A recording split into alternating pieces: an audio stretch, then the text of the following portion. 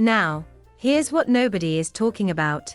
Princess Beatrice and Princess Eugenie have not just distanced themselves from their parents. They have erected an invisible wall. And evidence is everywhere if you know where to look. At Sandringham this Christmas, visual message was clear. The daughters walked with King. The parents stayed home.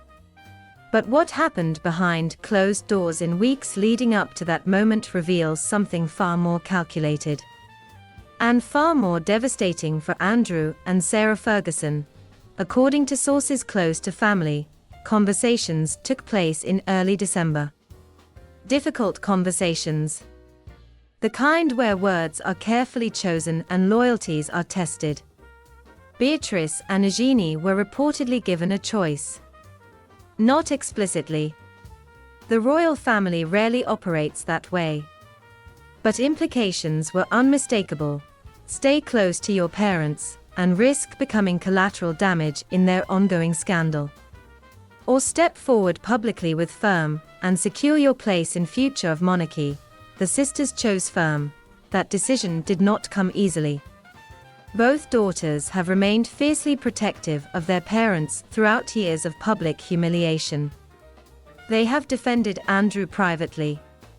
They have supported Sarah through financial crises and health scares.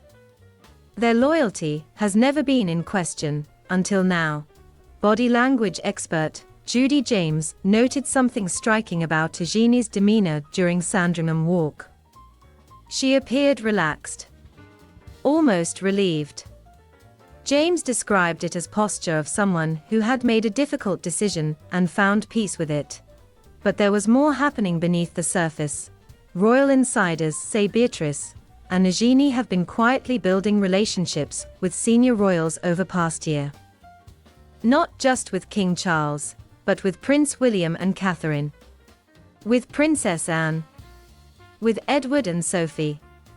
They have attended private family gatherings. Small dinners. Informal events that do not make news. They have been positioning themselves, and firm has been watching. Evaluating.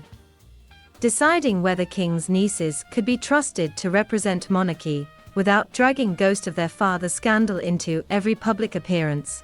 This Christmas was test. Beatrice and Eugenie passed. But cost of that success is only beginning to reveal itself. Because while they were smiling and chatting with royal family at Sandringham, their parents were isolated at Royal Lodge. Alone. Watching from a distance as their daughters moved forward without them, Andrew is reportedly furious. Not at his daughters. At least not openly. But at situation. At firm for what he sees as forcing a choice. At media for keeping his name in headlines. At everyone except himself. Sarah Ferguson's response has been different. According to those who know her, she understands what her daughters are doing. She sees survival instinct at work. But understanding does not make it hurt any less. One source described her as heartbroken, but resigned. Don't go anywhere.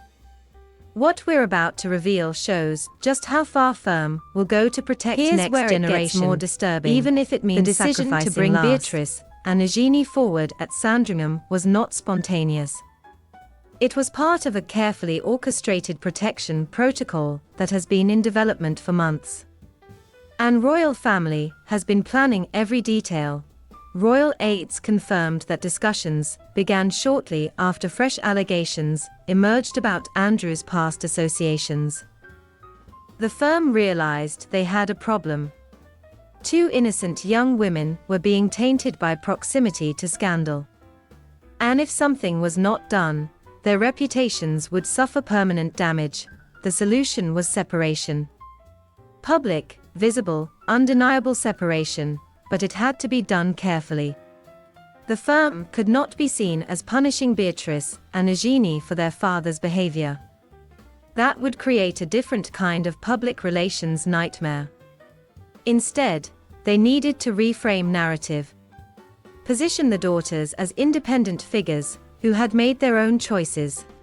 and that required cooperation from Beatrice and Eugenie themselves.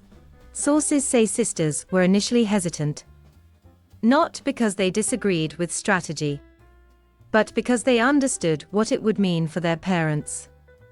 Public appearances without Andrew and Sarah would send a message media would amplify.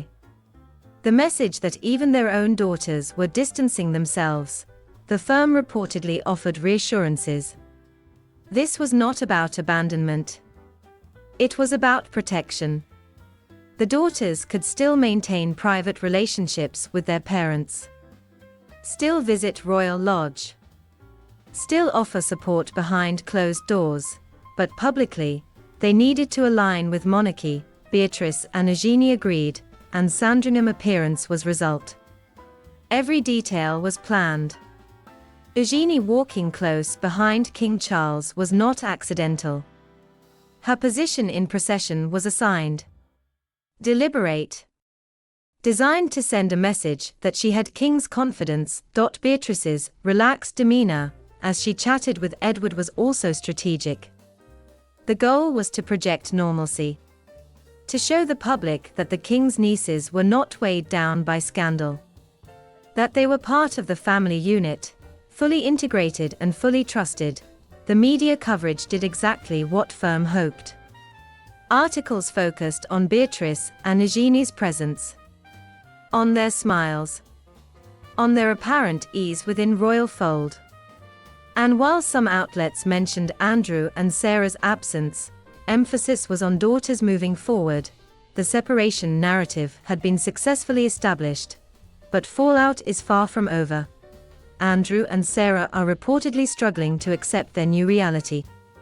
They have gone from being peripheral members of royal family to being completely excluded. And their daughters, two people they thought would always stand beside them, are now standing with institution that cast them out. Royal watchers say this is one of the most calculated moves firm has made in years. It protects next generation while isolating scandal. It allows the monarchy to appear merciful, giving Beatrice and Eugenie a future, while simultaneously reinforcing that actions have consequences. And for Andrew and Sarah, those consequences are devastating. One insider described current situation as a slow-motion exile. Not sudden, not dramatic, but methodical. The firm is gradually erasing Andrew and Sarah from the royal narrative, replacing them with their daughters, and there is nothing they can do to stop it. Stay tuned, because what happens next will show just how far this separation will go, and whether Beatrice and Eugenie can truly escape their parents' shadow. Now we reach most critical question. Can Beatrice and Eugenie ever fully separate themselves from their parents' scandal? Or will they forever be known as daughters of disgraced duke and financially troubled duchess? The answer depends on what happens next. Royal experts say Sandringham appearance was only the beginning. If Beatrice and Eugenie are serious about securing their place in monarchy's future, they will need to do more than just show up at family events. They will need to carve out public roles, take on patronages, represent the crown at official engagements, and that means stepping even further away from Andrew and Sarah. The firm is reportedly already discussing potential roles for both sisters. Nothing too high profile. The monarchy is still slimming down, but enough to establish them as working royals in their own right. Separate from their parents, separate from scandal, but there is a complication. Andrew and Sarah are not going quietly. Both have made it clear they believe they deserve better treatment. Andrew continues to maintain his innocence regarding allegations tied to Jeffrey Epstein. Sarah continues to insist that her financial troubles are blown out of proportion. And both feel betrayed by the way the firm has handled their situations. If they decide to push back publicly, it could destroy everything. Beatrice and Eugenie are trying to build. One royal commentator described current dynamic as a ticking time bomb. As long as Andrew and Sarah remain silent and stay out of spotlight, their daughters have a chance. But if either parent decides to speak out, grant an interview, or publish a memoir, scandal will reignite. And Beatrice and Eugenie will be pulled back into the storm. The firm knows this.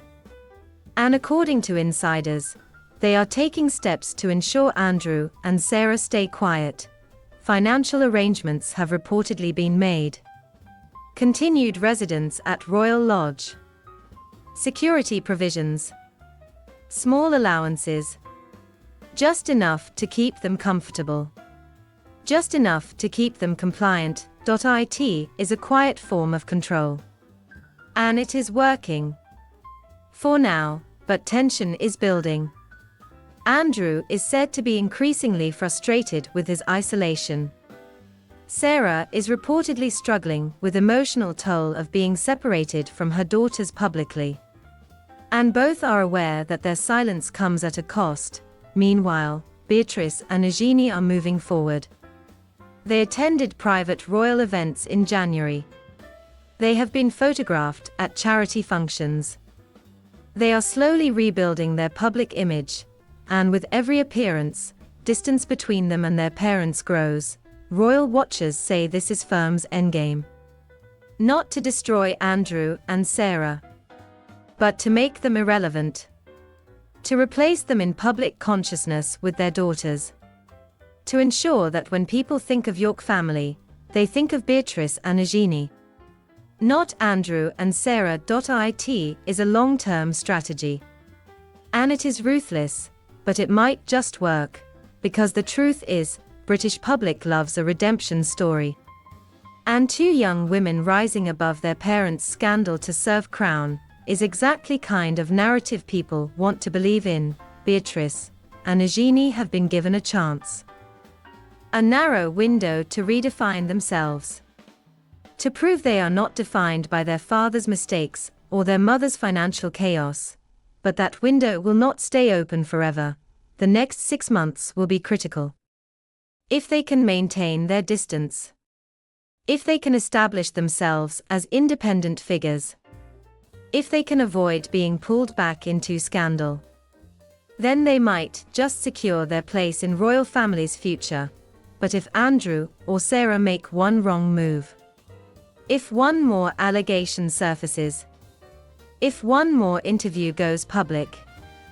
Then everything firm has carefully constructed will collapse, and Beatrice and Eugenie will be back where they started.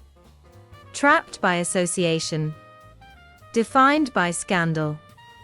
Unable to escape, the invisible wall they have built is strong.